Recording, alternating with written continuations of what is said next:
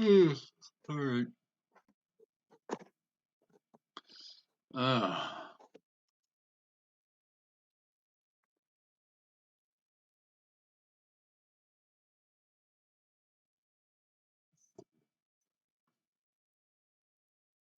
Good evening, everyone. Welcome to the Joe and Joe Weather Show on this Sunday night. Usually we're on Sunday mornings at 11 o'clock Eastern Time, but tonight we are doing an evening show. And of course, today is the 9th of January, 2022, as the fresh year that just started is already 9 days old and rolling. The Joe and Joe Weather Show brought to you by Superstore Omni True Value at 1226 North Wellwood Avenue in West Babylon. It's about salt and sand and salt and Pelado and all sorts of products to make sure that your home or your business is clean and safe this winter. With tons of rock salt, the lowest prices anywhere in the tri-state area, and I love the color of these snow blowers. They just stand out here. 24-inch blade width, 30-inch blade width. These are fantastic snow blowers, along with shovels, spreaders, your Pelado, your mag, ice pellets and flakes, everything that you could possibly need in order to get through this winter to make sure your home is in tip-top shape and everything is safe around your home too. So head over to Omni, 631-756-1125. Again, 1226 North Wellwood Avenue in West Babylon, New York on Long Island, and a local business. Lowest prices in the tri-state area, and the website is omnitruevalue.com. Joe Rayo. Did you get a little? Indeed. Yes, indeed. Did you get a little slick today? Oh yeah, yeah. The deck was slicked over. The driveway was slick. It wasn't as I don't think it was as bad as what we had here a few days ago, but it was slippery. But things got a lot better. I was actually able to get all the way down to the end of my driveway at about a quarter to 11 today to pick up the newspapers. If you recall, on Wednesday when I attempted that, I fell flat on my face twice. So yeah, it was a bit better out there today, but still a little slick and slippery, especially on the front stoop. But we got through it, and now we're getting ready, Joe, for what looks to be the coldest weather that we have seen around here in quite some time. Certainly the coldest we've seen so far this winter season. Oh, no doubt about it. And I would probably describe it as bitter cold, certainly for inland areas, if they're going to get down into uh, the single digits and low teens for we'll probably Monday night into Tuesday morning, and then probably Tuesday night into Wednesday morning, which might actually wind up being a little bit colder. Especially in some areas if the winds wind up dropping off, which I'm not 100% sure of. But all of this, by the way, part of a pattern that is developing. And I have to tell you, Joe, the next couple of weeks, I think are going to be challenging for forecasters with everything going on, the collapsing NAO, the positive Pacific North America Index. You've got cold air everywhere across Canada from west to east. It's been a long time since we've had a negative East Pacific oscillation in a position that's created cold from one end of Canada to the other, and we just about have that here. It's uh, I don't know. I looked at a whole bunch of maps over the weekend and looking at guidance, and uh, I just think that this is going to be a very uh, challenging couple of weeks in trying to figure out just exactly how it's going to play. Some people seem to think they already have it all figured out. Oh, we've got these storm signals, and we've got this, and we got that. Well, let's put a little bit of a lid here on the enthusiasm for snow lovers, because there are twists and turns that could happen here. I can envision quite a few of them. And by the way, to be fair, I can envision twists and turns in both directions. There were there were a couple of different runs that I was looking through on the long range going out for 2 weeks, and seeing a few pattern setups that were like, you know what, if this is a little if this is a little deeper and a little closer to the truth, it could be quite exciting. And then on the other hand, I would see the idea of too much NAO, too much negative NAO, and everything kind of getting suppressed to the south. So there are no guarantees here, folks. There's going to be a lot of work to do and a lot of things to figure out over the next 10 days to 2 weeks. So don't think it's all a slam dunk, because it ain't. Did you see the yesterday's GFS 18Z run Yes, for I us? did. I thought of you actually immediately when I saw that. I said, this is a Rayo run. He was, after what happened the other day when I brought up that intermediate term run, and you just kind of, your hair turned red, which was quite a feat. The I saw that yesterday. I said, I wish we were on the air right now with this. It was just one of the strangest. Truly, it was one of the strangest things I've seen in quite a long time. It actually is signaling something that's going on in the Atlantic, though, that's very important for everything downstream, because that is the NAO crashing. That storm developing there in the mid latitudes is what that's the NAO, the North Atlantic Oscillation. The pressure's building across the North Atlantic. The pressure's building across the Arctic. That's the outcome. And as everybody can see, the outcome is probably going to be offshore. More than likely, it is going to be offshore. So again, there's no slam dunks here, folks. There's a lot of work to do over the next 10 days to 2 weeks. That 18Z run yesterday I actually, it was kind of like having the Hudson River as the boundary zone. Everybody who was to the left or to the west of the Hudson River on Friday got little or nothing in terms of snowfall. But everybody who was to the right or to the east of the Hudson River got clobbered with anywhere from 4 to 24 inches of snow. I mean, our Yeah. good friend Dennis Cassia, who is in Connecticut, for example, would be digging himself out of 2 feet of snow if the GFS for next Friday, the 18Z from yesterday, was correct. But as I got into a short conversation with Pete Bergman, another meteorologist who we both know, and he said, "So what do you think about the 18Z GFS?" And I said, "You know what? I think it's all going to be gone. It will disappear when the 0Z run comes out." Sure enough, it has, and it didn't show up again at the 12Z run today. So let the 6Z and the No, 18Z make up it's whatever back they on want. the. Well, no, it was there on the 12Z. It was just out. It was offshore.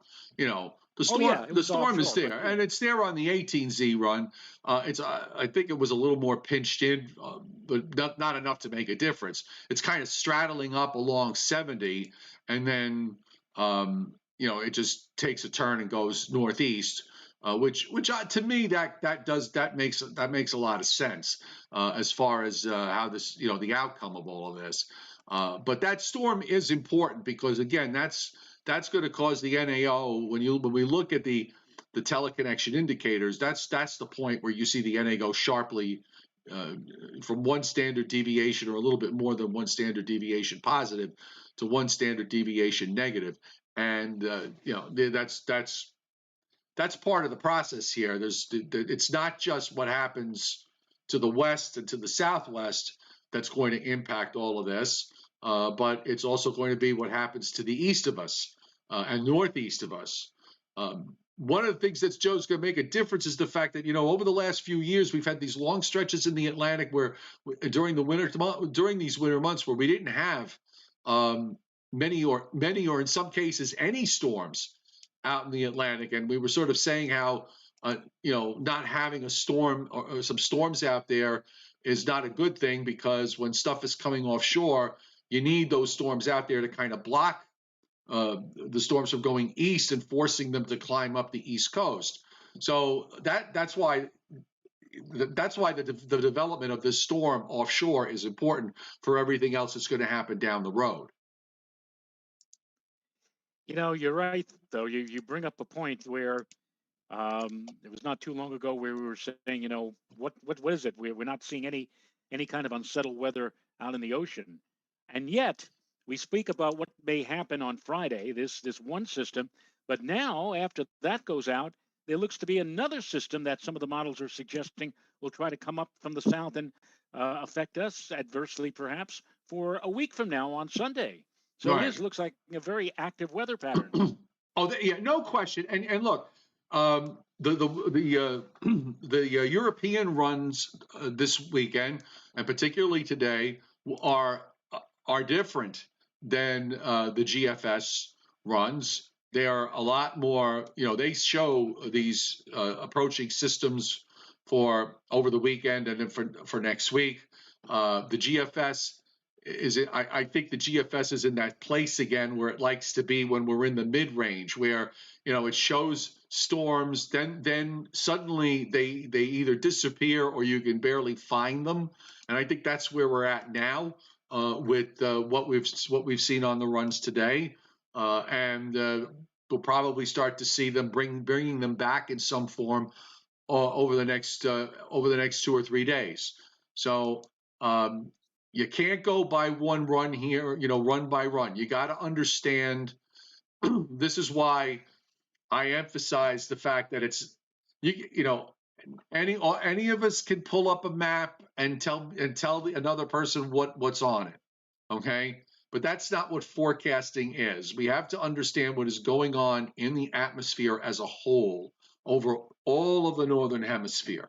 Okay, and if you don't have an understanding of what the pattern is like, those maps are useless. Okay, they're just useless. Yeah. So this is why I like to get into the upper air and try to explain what's going on wholesale, because that's what really matters, and that's where your heads have to go. I have to tell you, Joe, it's getting. I know I'm getting older because my patience level is really getting, dwindling down to almost nothing.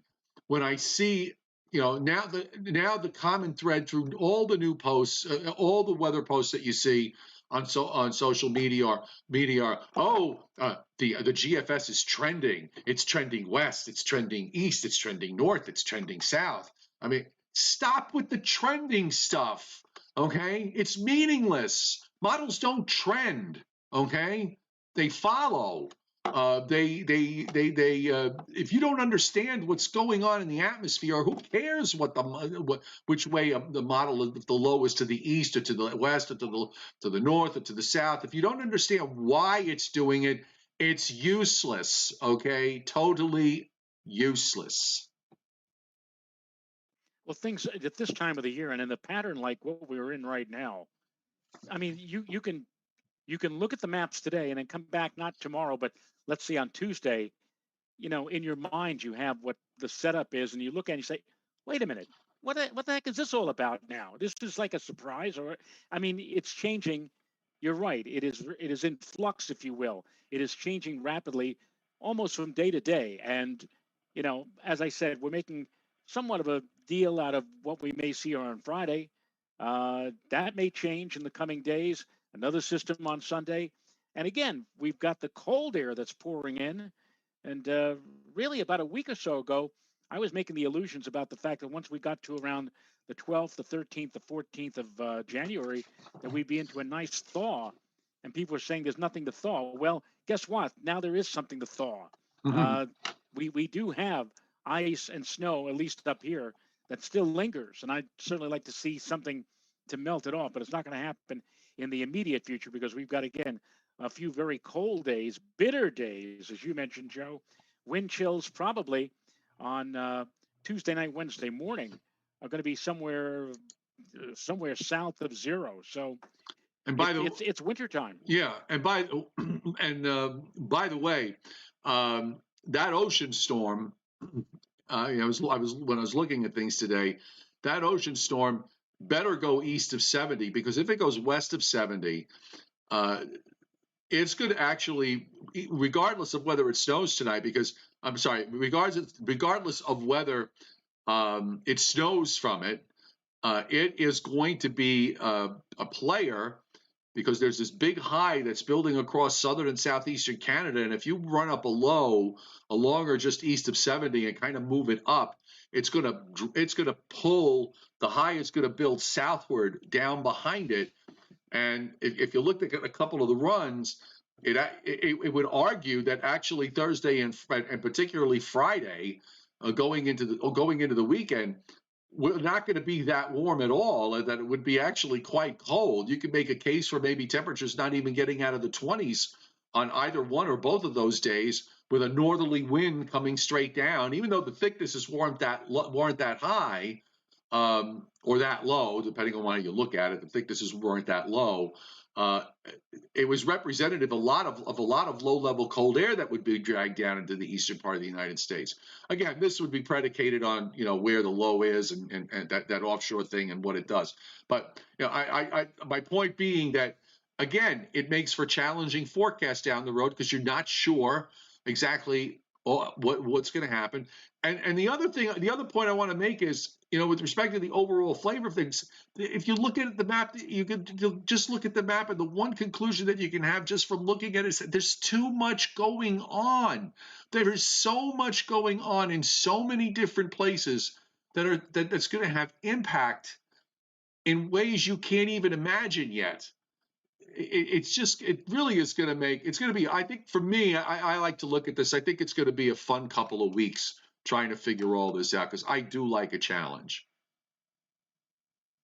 You like a challenge, and you also like the fact that you will not have to jump in your car at a moment's notice after receiving a phone call saying, "We need you in here because we've got Yes, problems." Yes, exactly. So, it's lovely to sit at home and watch all this. And by the Robert, way, I think we don't have the Arctic front. At least at the last surface analysis I saw, the Arctic front was still over central and west central Pennsylvania and New York State.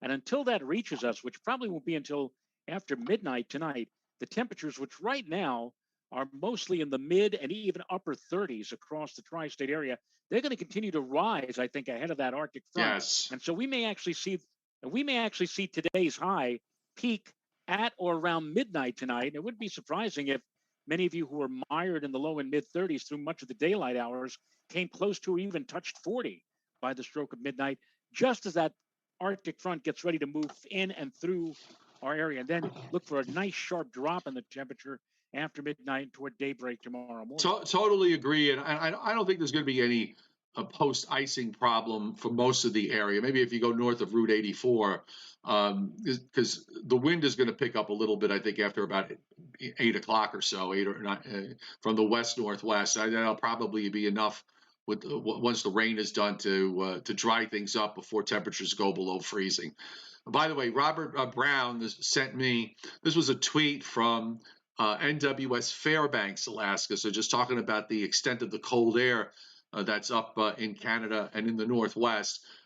We just narrowly missed -60 this morning in a number of locations. This will be the last quote. They're not even referring to this as bitter cold. They're just referring to this as very cold. This will be the last very cold morning in the interior for a little while as clouds, wind, and chances of snow increase in the afternoon. So as of the low temperatures this morning through 10:15 a.m., Chicken, Alaska -59. I never knew there was a Chicken, Alaska. Northway I didn't know either. Yeah, -59 in Northway, Eagle -58, Fort Yukon -53, Circle Hot Springs -51, Goldstream Creek -43, Ilson Air Force Base. I guess I hope I'm pronouncing that correctly. Alfred Phillips, are you here? -43, and Fairbanks Airport -38. So that's where our air is coming from. Well, some of our air is coming from, but that just to give you again an idea of how much cold air is around. And by the way, speaking of icing, the chairman, Scott Briller, who hit the super chat tip jar tonight. Thank you, Scott. Sending me the ice accumulation map from the NWS Eastern region from today. And looks like Most of Pennsylvania looks like it got the worst of it. Also, up between Binghamton and Syracuse on the east side of 81, many areas getting a quarter of an inch of ice accretion. Reported a quarter of an inch of ice accretion in central PA, where they had an ice storm warning up for a little while today. Anywhere from 1,500ths of ice accretion to up to a quarter of an inch. Most of the local area ice accretion numbers were generally in the 0.01 to 0.05 range, and which of course is enough to make you slip slide away if it happened to land your way. It also, Joe, did not really get down to the I-95 corridor as was advertised by last night in the Weather Service forecast on the winter weather advisory. Not being critical here, I'm just saying that the freezing rain came in maybe a little slower than advertised, and the warming maybe happened a little bit faster than advertised, and as a result, it didn't happen, which is a good thing because nobody wants freezing rain and ice and tornadoes. Those are things you don't want. You want the forecast to not verify when you're forecasting those things. The National Weather Service originally on Wednesday had the freezing rain for areas north and west of 287, but as things started to rev up early Wednesday morning, they realized they had to extend it further south down through the Jersey coast, through New York City, and across Nassau County. Now, this morning, they did not have any warning, any advisory in effect for New York or Long Island, but they could just as well, if things had been just a little bit different, done the same thing they did on Wednesday and extended. And I got a couple of emails from people saying, "Hey, where's the ice storm? I got all ready for icing, and we never got anything." And I wrote back to them. I said, "So, are you disappointed? Did you want the ice again? Right. Did you want the slippery and sliding conditions that you had on Wednesday? I mean, you can't please any of these people." No, the response to that is, I'm sorry you didn't get the tragedy you were looking for, but just hang tight, because next time maybe you will. That's what I usually say. You know what? Yeah. Do you know what that is? You know what that really is? That's someone trying to tell you that you're stupid. That's someone that's trying to say, I'm smarter than you. Okay. And, those are the sorts of people that you just avoid at all costs. You say goodbye, nice meeting you, and if you feel a little bit aggressive, you can call them a moron, or maybe something a little bit stronger that describes a certain anatomy of one's person that you sit on. But All right. but you get the idea. I mean, I have no use for people like that. I really don't. I really don't. So to hell with them. Meanwhile, you're right about the Arctic front. You can see on the satellite that the clouds are still hanging back pretty far up to the northwest. So yeah, it's going to take a little while. I was looking at some of the temperature graphs of the Weather Service on their forecast, and for at least the area in the coastal areas of the northeast down into the northern mid Atlantic, most of those areas those temperatures don't get below freezing until after about 2 or 3 a.m. and then they kind of drop down into the 20s by tomorrow morning. So it's going to take a while before it gets in. And like I said, I could see 10 o'clock or midnight tonight where I am, temperatures at around 40 degrees, but I could also see come tomorrow morning at daybreak, temperatures down at around 20 or 25. So it will drop off quickly as soon as that Arctic front passes on by or passes on through. And then that opens the door to, again, the frigidity, a small piece of it that you just mentioned up in Alaska. I remember Tex Antoine once said, Fairbanks, Alaska was the Fort Knox of our weather eventually. Yeah, in this case, it's quite true. Right. The radar looks like the rain is. There are some patches of some moderate rain moving off the New Jersey coast and over eastern Long Island. Some maybe not quite moderate rain, but certainly a steadier rain in southeastern Massachusetts and Rhode Island and across southern Connecticut. But kind of looking at the echoes, and I'm thinking that you get into the lighter blues. That's probably where you're starting to see some of the dry air come in, and those are sort of those leftover echoes that the precip is aloft. And I'm going to guess the Arctic front is probably somewhere, let's say, without looking at odds, I'm just kind of guessing maybe Rochester to about Pittsburgh or so, or just east of Pittsburgh, and then moving to the east. So we'll get that out of the way. Meanwhile, I just want to show the rest of the radar to the south because we do have some showers and thunderstorms. I didn't really look to see if SPC had any kind of risk today, but there are some strong thunderstorms moving across central Georgia, south of Augusta and Athens, moving southeastward. And you can see there are some of the reds on the radar, some very strong echoes there. A couple of tornado warnings up in southern Alabama that just popped up, and we've got a couple of severe thunderstorm warnings as well. Let me just check real quick what SPC.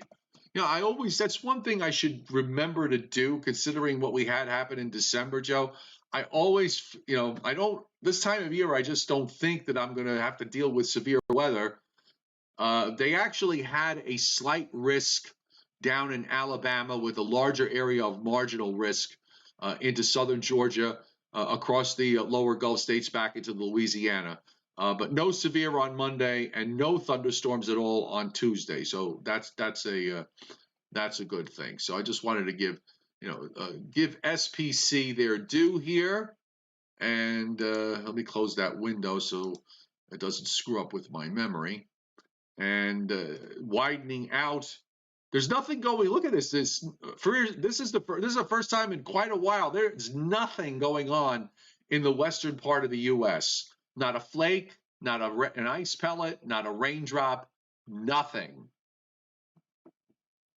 Well, they need a little bit of a breather, if you will. It'll certainly start acting up again. But you're right, considering all of that, especially December was so stormy, so unsettled.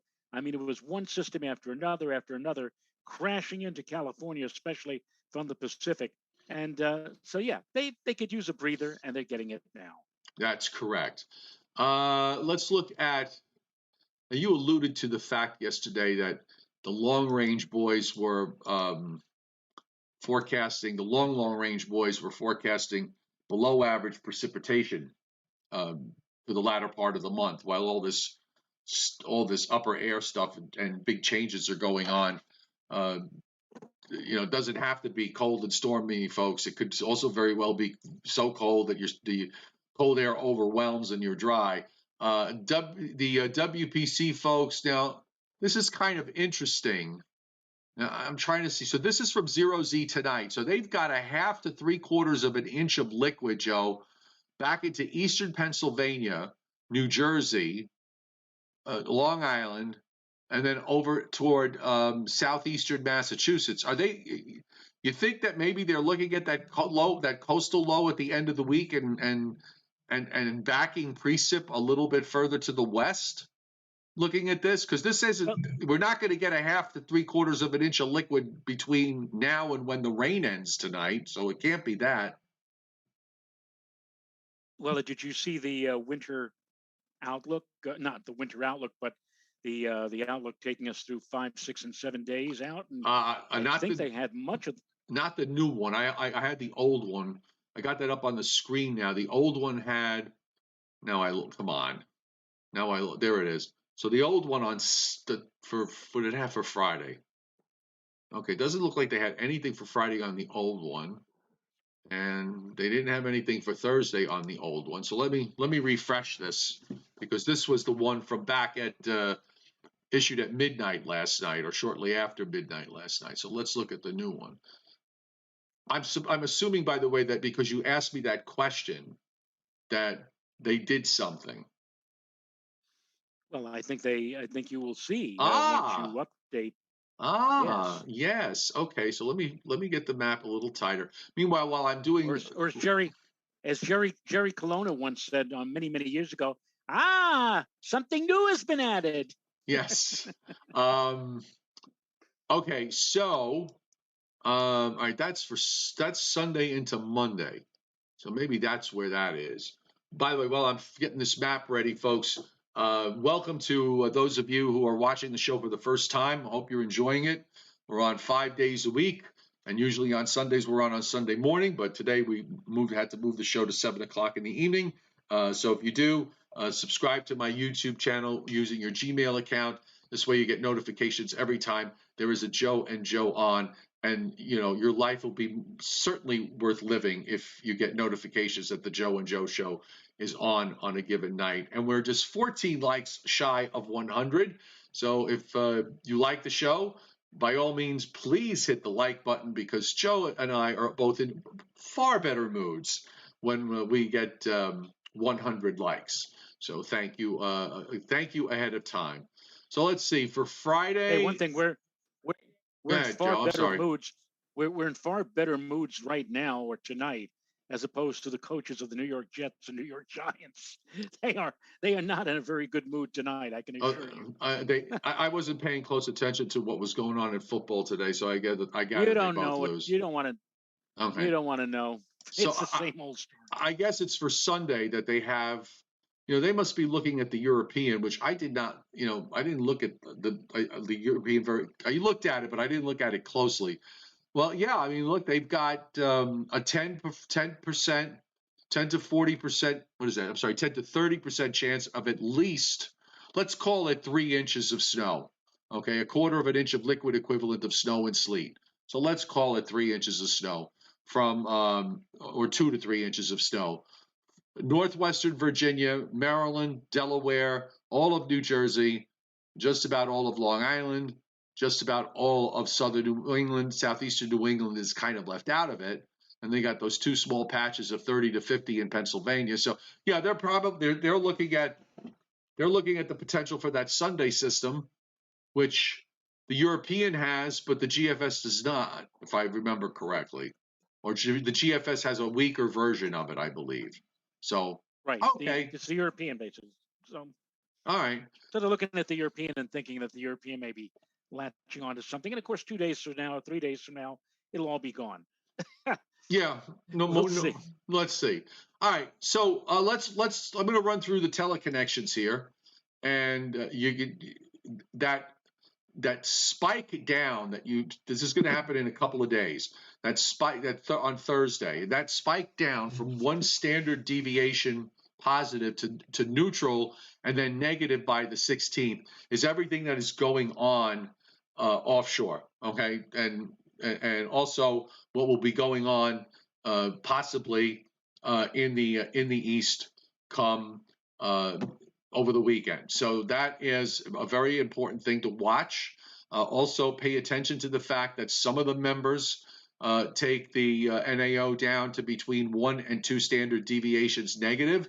And this is something that needs to be looked at because if you have too much of this and not enough ridging out in the west, you're talking storms that could wind up sliding to the south and have more impact in the mid-Atlantic states, much like what we saw with the system last week on Monday, that the snow couldn't get any further north than central New Jersey, south central New Jersey. The PNA is going positive even as we speak. And it's nothing to write home about positive, but it is positive. Right, pretty much all the members are positive. There are a few members that actually take it up about over 1 standard deviation positive. So again, also needs to be watched because the stronger that PNA is, that means there'll be a stronger ridge in the west and perhaps a deeper trough in the eastern part of the United States, but it doesn't exactly tell us where the deeper trough is.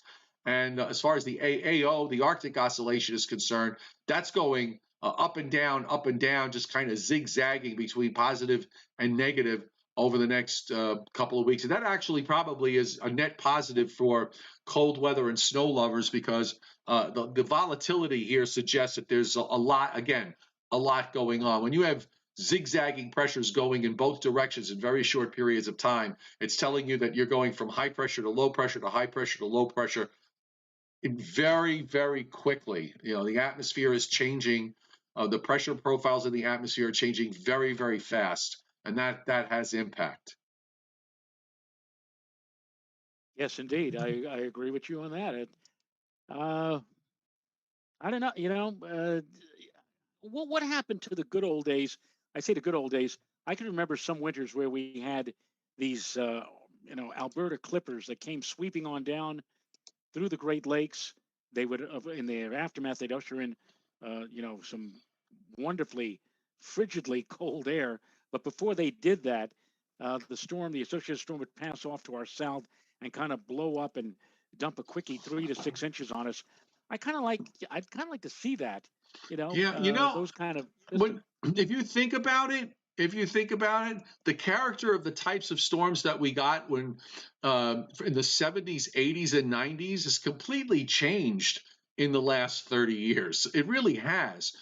We get, I think Right. we get far fewer. We used to get in those days, we would get a lot of 1 to 3s, 2 to 4s. Occasionally you get the 3 to 5 or the 4 to 6, but they were very contained. Now we get very few of those 1 to 3, 2 to 4 type snowfalls, and I think we get many more. I bet you if we went back and counted the numbers, we would find that the number of storms systems that produce at least 4 inches is markedly higher in the last 20 years than what it was in the 30 years from 1970 to 2000. I think there's been a bit of there has been some change. Whether it's cyclical or whether it's something else, I don't know. But I'm just saying, I do believe that there has been some sort of change. Yeah, I think we actually see now more often than not.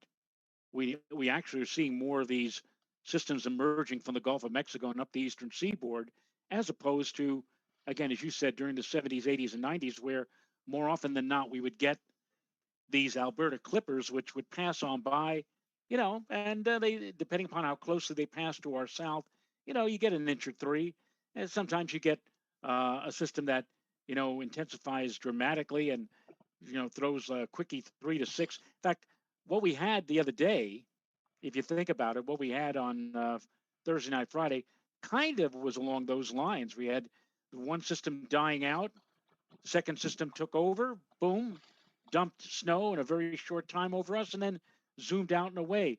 Those are interesting, and they're kind of fun.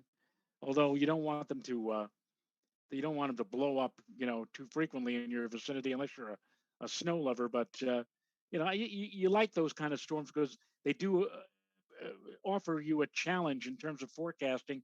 And Joe, I agree with you. I think the next 2 or 3 weeks we're going to be in a somewhat volatile situation, and also it's going to be such that if you see your local forecaster say, have on their 10-day outlook a chance for snow, a day 7 or day 8 or 10 or whatever, you could just throw that in the garbage. I think this is going to be a kind of a pattern where some of these systems will just pop up literally within a matter of 2 or 3 days. Yeah, I agree. Where did that come from? I Where did agree. it was off the radar? Boom. That's Yeah. this is what we're looking at, I think. There's just, again, way too much going on. And by the way, I got Steve Lapointe hitting super chat tonight. Thank you, Steve. Always encouraging folks to hit the like button, which is a good thing. And thank you for taking us over 100. We're now at 131. Also saw us break through 300 people a couple of minutes ago watching the show at the same time. So thank you very much for watching, and welcome to those of you again who are watching new. If you'd like the show, subscribe to my YouTube channel, and Joe and I are on 5 days a week.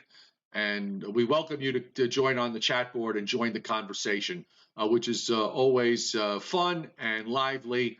And this way you can be part of it all. And Leon Probitsky also hitting the super chat tip jar. Thank you so much, Leon, and hope everything is going well by you. The upper air, follow the flow. Remember, folks, we always play that game here. Follow the flow of the jet stream, and you can see where our air is coming from.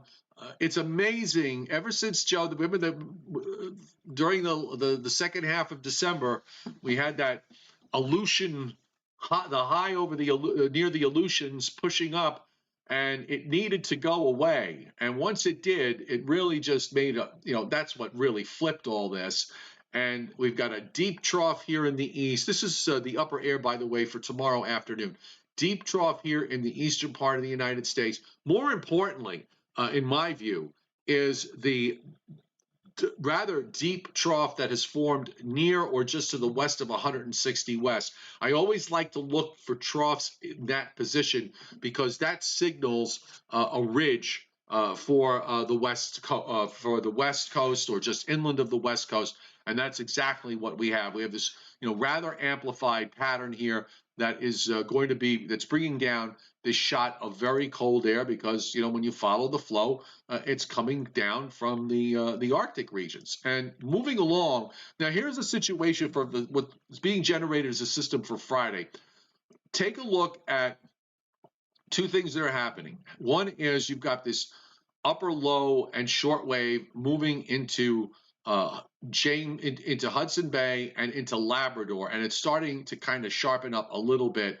And then the bottom of the trough, there's also a system there. And this is where that 18Z run yesterday, Joe, where the GFS, what it did was it made this trough very, very sharp.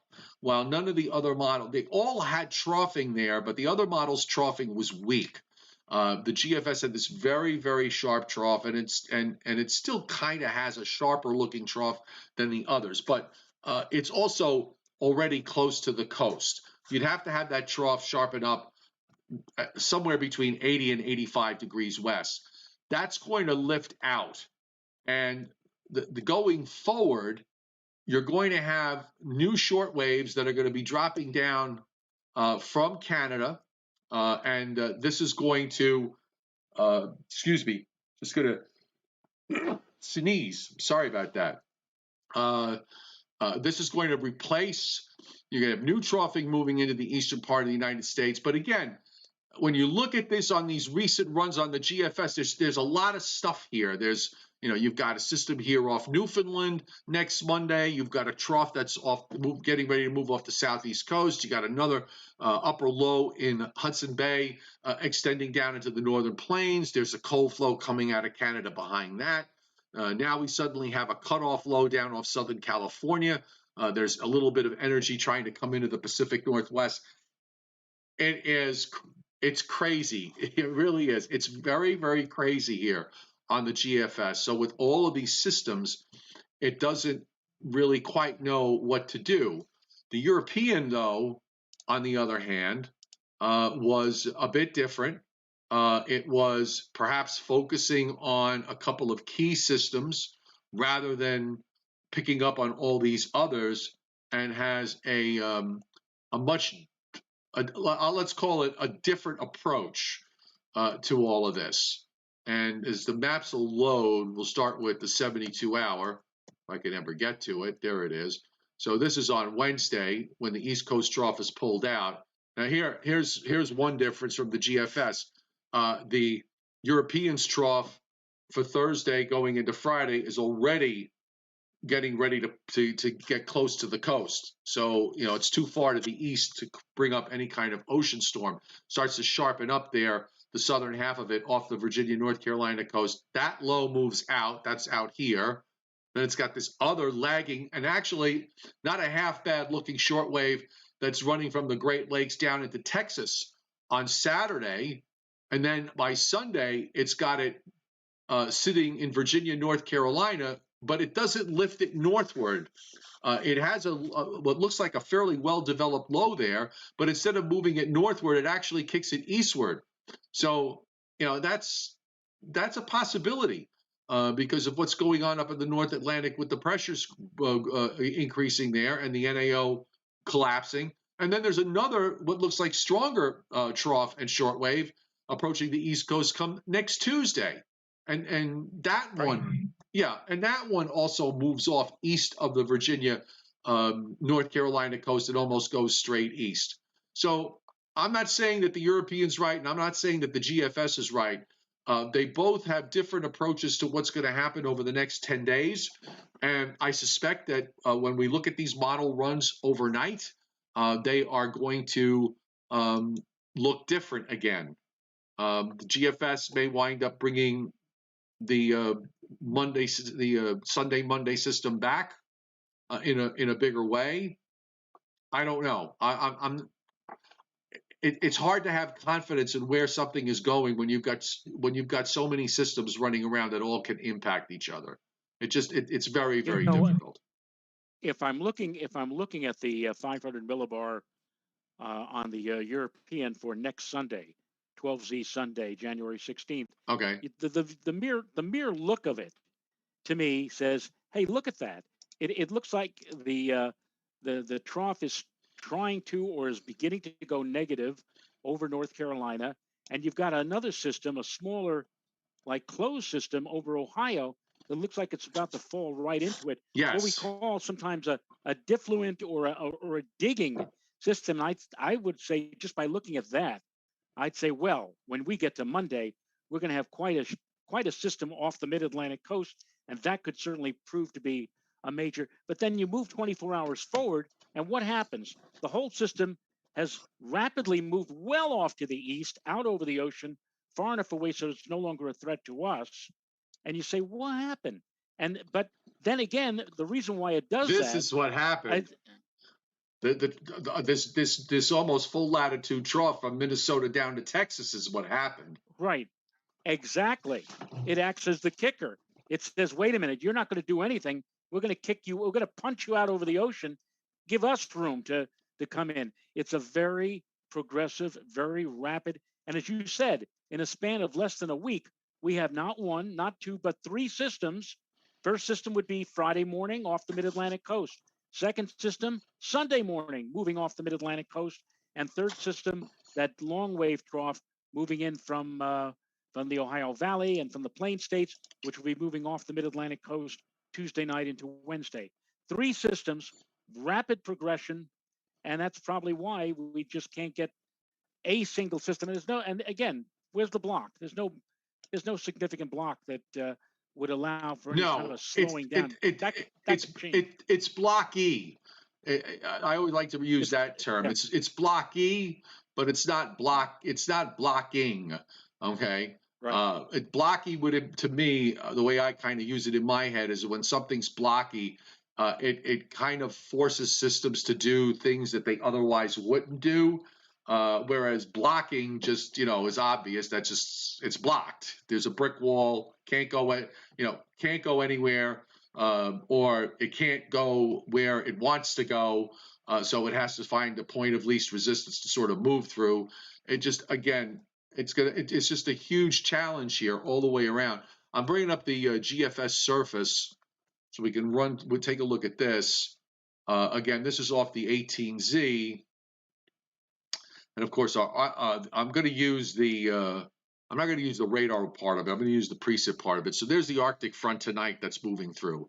And of course, you can see the light blue line thicknesses, which represents the colder air, very cold air that's coming down.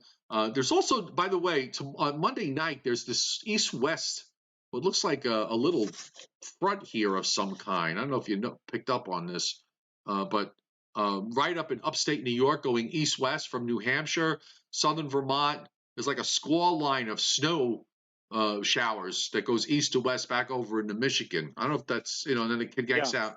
Yeah, that drops southward. You can still see the isobars are kind of V-shaped there Monday night, and then they just sort of flatten out. So that system just kind of disappears, I guess.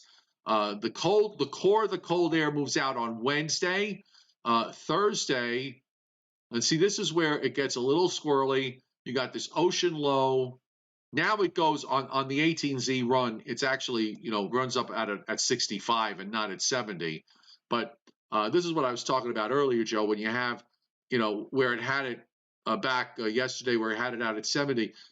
there's a big high that's building up in Quebec, and if the low were somewhere, say, straddling 70, you'd have low level cold air getting pulled all the way down, probably even into the southeastern part of the U.S. I love when I see setups like that because we don't see them too often, and those are the types that sometimes you get these big temperature surprises where you wind up being about 5 to 10 degrees colder than you might figure when you start looking at this in the longer range, and then when you get there, you realize that it's a lot colder. So that low moves out, and now you've got this the next low. Now, see, I'm not so sure about this because here on the GFS for Friday into Saturday, it's dropping a low down from Minnesota into Michigan, into Western PA, and then it just sort of redevelops a weak low in Chesapeake Bay that moves out to the east, and there's an area of snow. Almost looks like that Alberta Clipper you were just, Yeah. you were pining for. This is for right. This is for Saturday. This is for like Saturday afternoon. This is actually for Saturday, and then it's gone by Sunday. That moves out, and we're colder and drier behind it. There's a stronger cold front that's approaching for Monday with cold air and a cold high, but now it suddenly lost the energy a little bit with a system for the middle part of next week. It's just there's a very weak reflection of that. I think, what you're seeing with precip being developed in Louisiana and Mississippi, and that just kind of goes off the southeast coast and goes out, and then suddenly it generates snow. It's such a mess. It really is. The GFS run today is really, I think that's the best way to describe it. It's just a big mess. So we will have to punt. Okay. I think that's the best thing we can do, Joe, now, I think, is to punt because Yep. we ain't solving this problem today by any stretch of the No. imagination, and nobody is. No. It's going to be something that you talk about the 10-day outlooks. Watch out, because in this kind of a pattern, you could have something just pop up. You say, I'm just giving this example. You look at Thursday's forecast, say, okay, Thursday it'll be nice. We'll have a warming trend. It'll be okay, no problem weather-wise. And then all of a sudden, the very next day, everything has changed, and you say to yourself, wait a minute, where did that come from? Now it looks like there's a chance for snow showers on Thursday, and before you know it, that evolves into a full-fledged major snowstorm. And you say to yourself, well, we didn't see that just a few days ago. Precisely the point I'm trying to make. This type of We pattern, didn't you're going see to see these major things. snowstorms back in the time that I was governor. We didn't have floods. No, we didn't. We didn't have lake effect snows. We didn't have the Buffalo Bills beating the New York Jets and making the playoffs.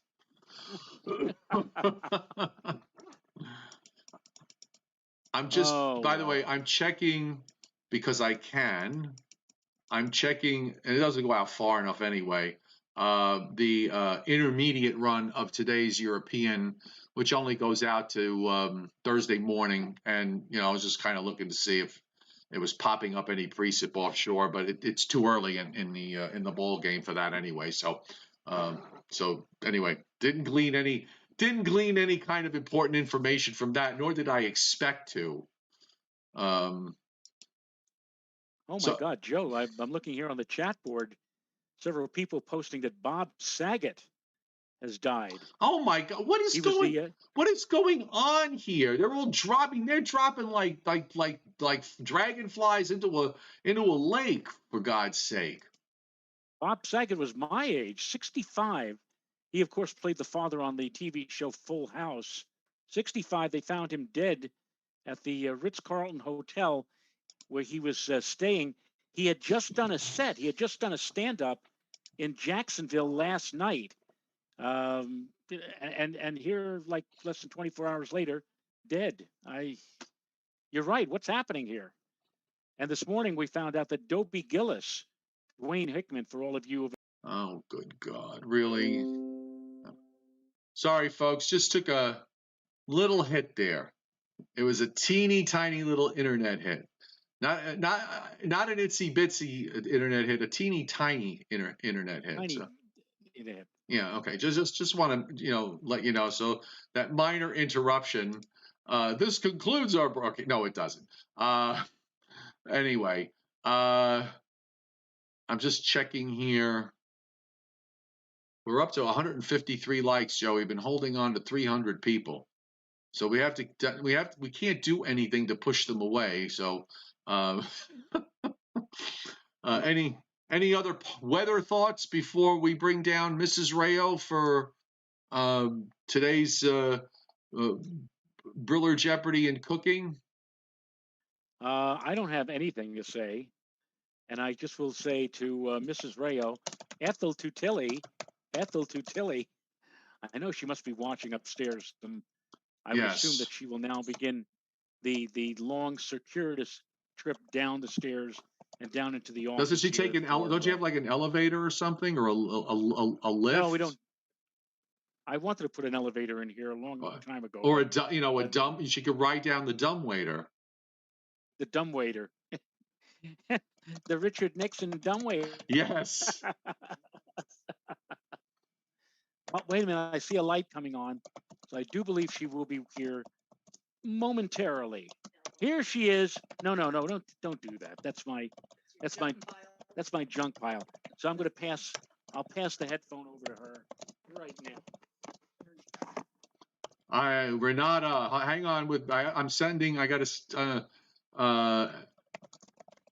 a message to somebody that I have to send a message to. I'm almost finished.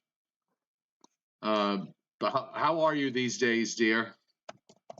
Oh, we're doing just fine. Hanging in there, staying warm. A little sore from the other day, all that shoveling and snow pushing and so forth. Yes, you did. You were a very busy person. Yes, almost definitely. Okay, so let me see. I got it here somewhere. Yeah, this was I'm going to bring this website up here, so just give me a moment. And yeah, as I know a few people, Scott saying that a few people asking about the possibility of showing that upper trough before on Monday, well up into upstate New York. It does look like it weakens before it gets here. I mean, maybe there might be some snow showers, brief snow showers Monday night, and that's it. Okay, so we have multiple choice food questions. Okay, so now I gotta. Oh, okay. Hang on a second because I can't make too much of a fool of myself then. Yeah. Just give me a second here because the answers are. It's like they got all the questions and then the answers like all the way down at the bottom of the page. So I'm just trying to see how easy it is for me to maneuver it, and it's fairly easy. So anyway, here we go. Which of the following vegetables is not one of the ingredients of V8 juice? Okay. Is it okay? Is it beets, carrots, spinach, or cabbage? I would think it's cabbage. And you would think correctly. I mean, why someone would? Oh, actually, they cabbage juice. Oh, I was gonna say. I know a little. He loves that stuff. He loves that stuff. I know a little bit about that. Okay. What is the main ingredient in vichyssoise? What is the main ingredient in vichyssoise? Lima beans, clams, tomatoes, or potatoes? Lima beans, clams, potatoes, or what? Tomatoes. Tomatoes. I'm not even sure what that is. I think it's potatoes. Potatoes, did you say with the P? Yes. And yes, potatoes. And you would be correct. Okay, so you've got your 2 for 2. I'm looking at the chat board now, and a lot of folks got it wrong. Yes. Okay. Which country produces the most potatoes? China, the U.S., Ireland, or Russia? Ooh. I'm inclined to think it might be China. And you would be inclined to be correct. What soft drink okay. company introduced the brand Slice? Which soft drink company introduced the brand Slice? Dr. Pepper, Coca-Cola, Slice. 7-Up, or PepsiCo? Slice. That's like Sprite. So hold on a second. What are my choices again? Dr. Pepper, Coca-Cola, 7-Up, or PepsiCo? Slice. Oh, I have no idea. I think it might be Pepsi. I'm not sure. And you would be thinking incorrectly here, Correctly. because Sprite, I What believe, company? PepsiCo Sprite is produces Coke. Sprites. It's Oh, Coca-Cola all right. who does Yeah. Slice. And Slice. Brandon Doherty hitting the super chat tip jar for Joe and I to share either a cup of hot chocolate or a cup of coffee. Thank you, Brandon. Much Most appreciated. Number 5, according to the 1980s beverage media poll of 400 bartenders, what is the average male customer's favorite drink?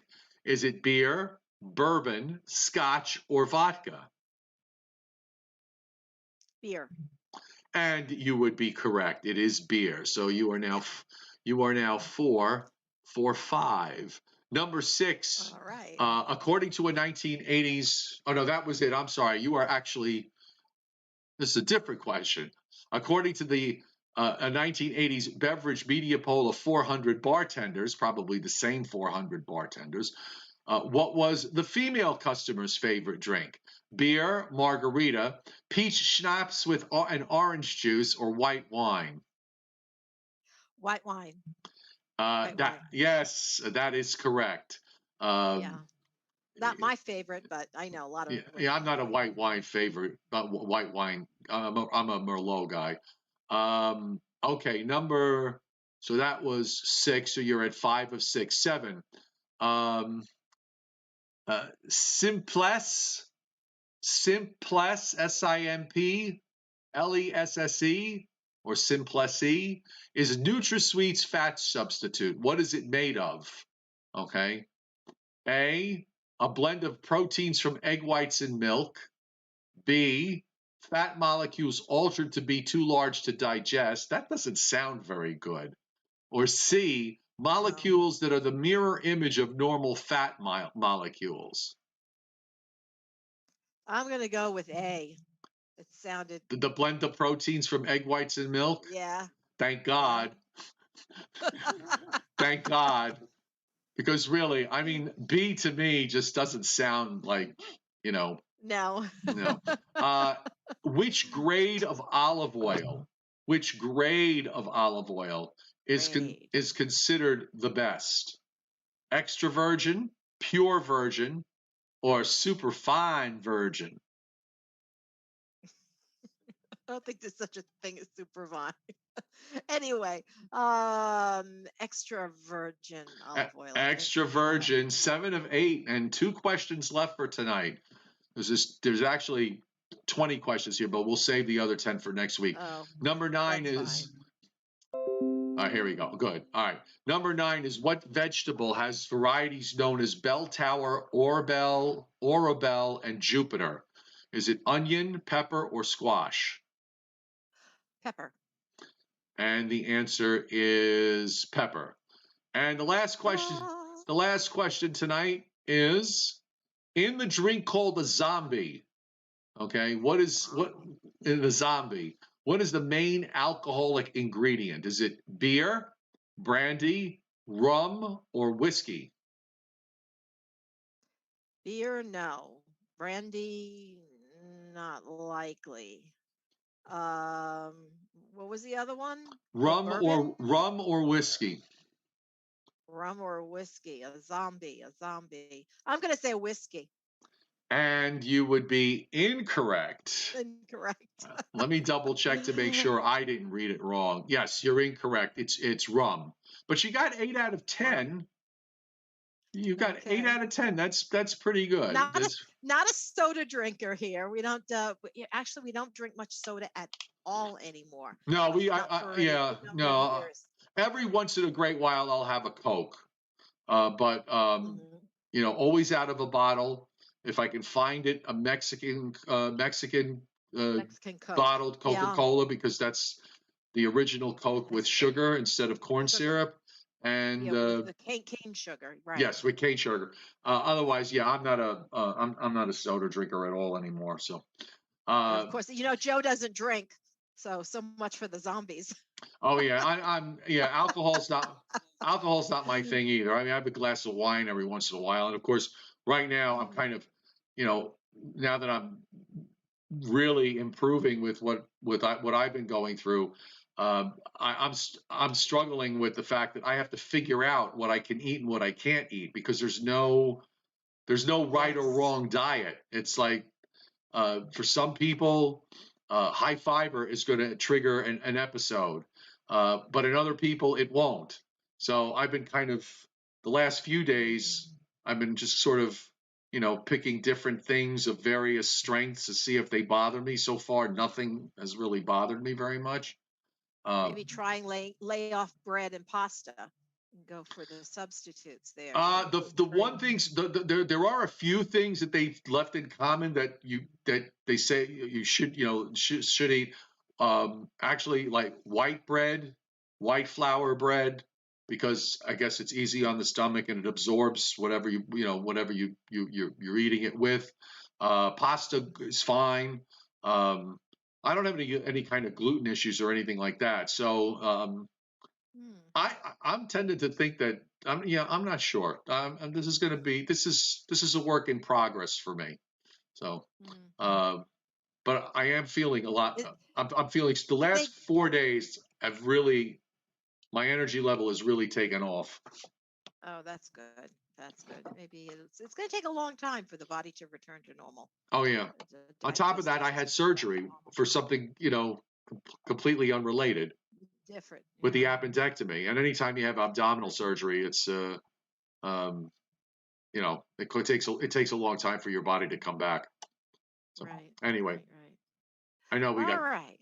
So are you, by the way, are you all recovered from Antarctica? It took us a couple of weeks, because right after that we had to do a lot of preparation for Christmas and additional shopping, and fine. It took at least a solid 2 weeks after we came back late on the 15th. So yeah, we're finally recovered and sort of caught up with life. Good, good. All right, good to see you, and we'll see you next Sunday. In the meantime, Okay. 19 likes to 200, please. On my All board, right. Show these guys some all right. appreciation. On my board, we've got 181 likes. So we've got 19 to go. So get us to 200. Let's bring back Joe Rayo so we can wrap it up here on this Sunday night. Yes, I'm back. You are back. Okay, Yes. so any final thoughts? Any rants? Any any pearls of wisdom that you can impart upon our audience? No. It's a Sunday. It's a Sunday night, and I've been doing stuff since we've gotten back from Antarctica. She hasn't mentioned this, I think, but I mean, like normally in the evening hours, I'd be ensconced down here, typing away and doing all kinds of stuff with everything, and she's upstairs watching TV or something like that. The last week or 10 days, ever since Christmas, I mean, I've been finding myself upstairs after I've done Joe and Joe, Yeah, and just we watch television together. We'll eat a little popcorn together or ice cream or something like that, and it's I think back, it was like over 20 years where I was never here in the evening. I was out working and doing stuff. And I said, this isn't bad. no, it's It kind of isn't bad at nice all. actually. It's kind of nice. I mean, I'm probably going to go to bed early tonight because I went to bed early last night and I woke up at 4:30 this morning because I wanted to get some weather done. As it turned out, we actually could have done the show this morning at 11 o'clock, because my friend Phil, who my friend Phil Bazanka, who came down from New York to stay with me last week, and helped me out, which was really wonderful of him. God bless his wife, who said, "You know what, Phil, get out of here. Just get out of here and go down and see Joe, and help him out." So he did, and it was great because I had to go to the doctor twice this week. On Wednesday and on Thursday, I had to get a COVID test. I had to get my colonoscopy. So I brought him back to the airport, and he was supposed to leave. I believe, on a flight leaving about 1 o'clock. So I had to get him to the airport by 11. But then they canceled that flight, and they scheduled a new flight, and he wound up not leaving till 4:30. So I didn't leave the house for the airport until about noontime. So as it happened, we probably could have had the morning show like we usually do, but just now that we've done the night show, I'm exhausted. I want to go to sleep. I just want to go to sleep. This is different. It's different. It's different. But I know, it initially it was tough for me over the last couple of years, or the first year or so, of when a big storm was coming, and you just automatically, like, you start getting itchy about wanting to go and do stuff, and you get behind the WSI weather computer. But you know what? Now I sit there. I won't mention that person's name, but I was watching on Friday morning during the height of the snow, and one of the local TV weathercasters, um, and this has happened to you, and it's happened to me more times I can't relate, but it just froze, and it's stuck on one graphic, and no way to move it, nothing to do. You just stand there jabbering away, and then finally just give up and say, "All right, back to you, so and so," because I can't do a damn thing with what I've got behind me here, showing a radar, but the radar was going over and over and over again.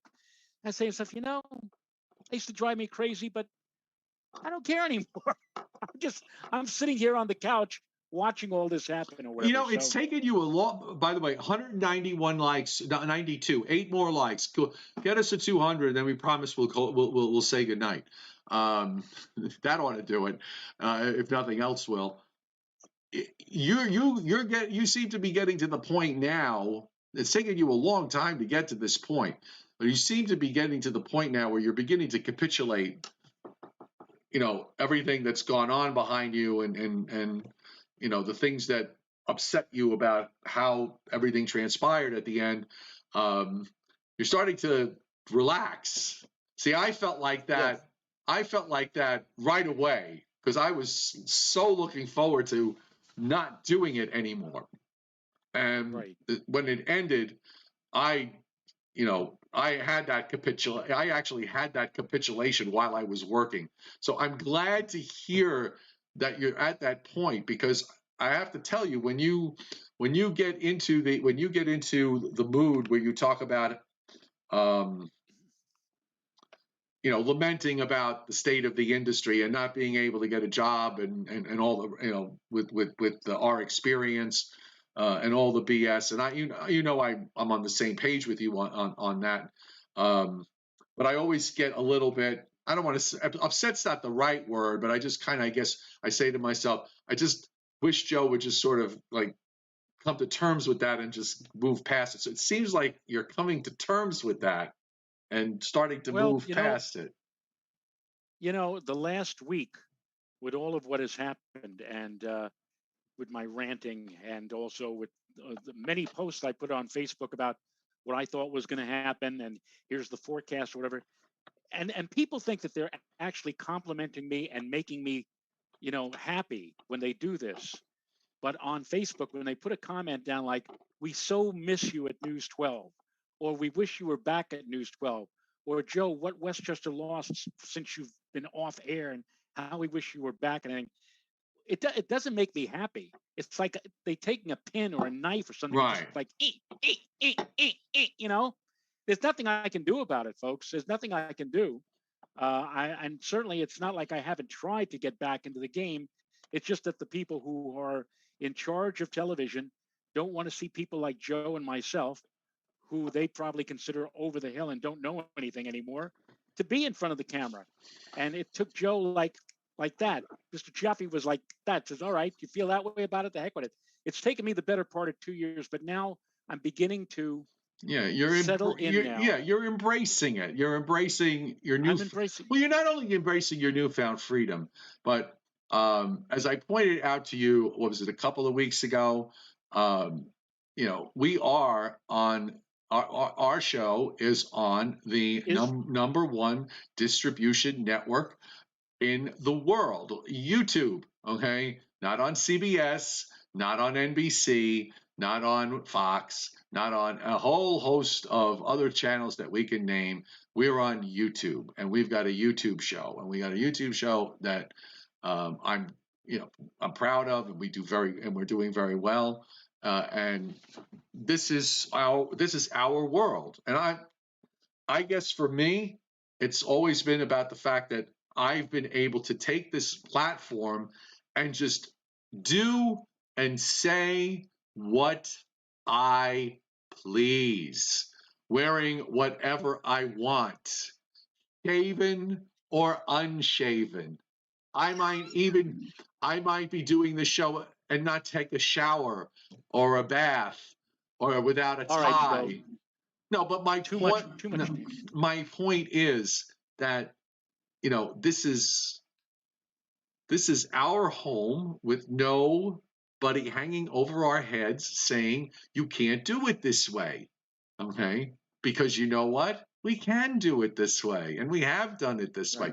Also, different subject, but I meant to mention this the other day, except that I saw this after the show.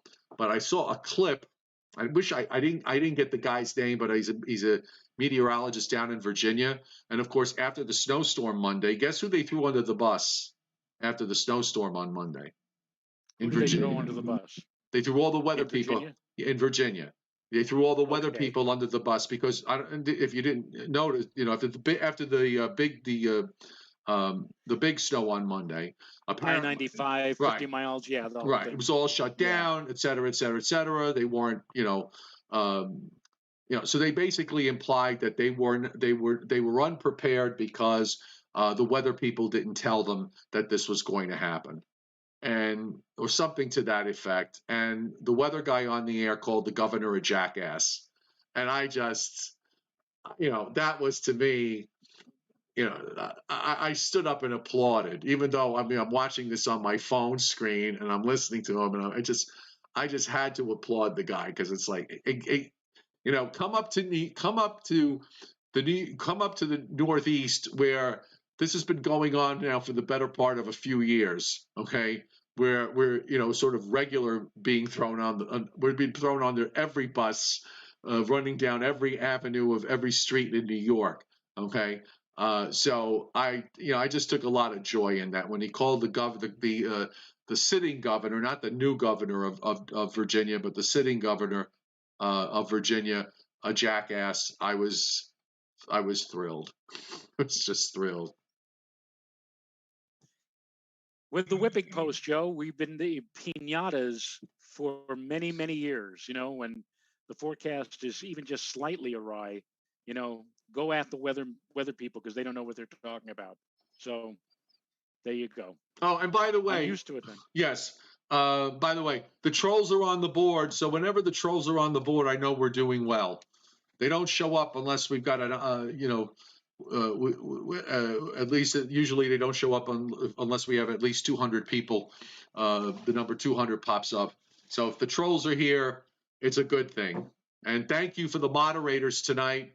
I think Johnny Quest and Paul Roman knocking off a few of the trolls off the board. Thank you very much. Most appreciated. So, okay, I think we're done. So we'll be back tomorrow night with a whole new set of models and a whole new set of guidance and a whole new picture set of confusion. Right, a whole new set of confusion. And that will be at 7:30 Eastern time here on the Joe and Joe Weather Show on this YouTube channel. And let's also remind everybody that the Joe and Joe Weather Show is brought to you by Omni True Value Hardware, the hardware superstore on Long Island at 1226 North Wellwood Avenue in West Babylon, New York.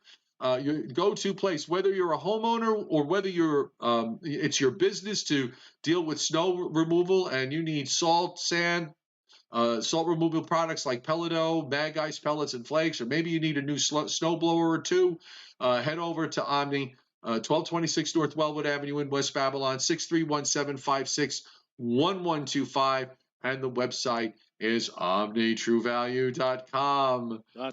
Yes. And not to be confused with Dicker and Dicker of Beverly Hills. Beverly Hills. Yes. All right. So everybody, see you tomorrow. Thanks for all the super chat hits. Thanks for the 209 likes. And tomorrow night, 7:30. Good night, everybody. Nighty night, folks.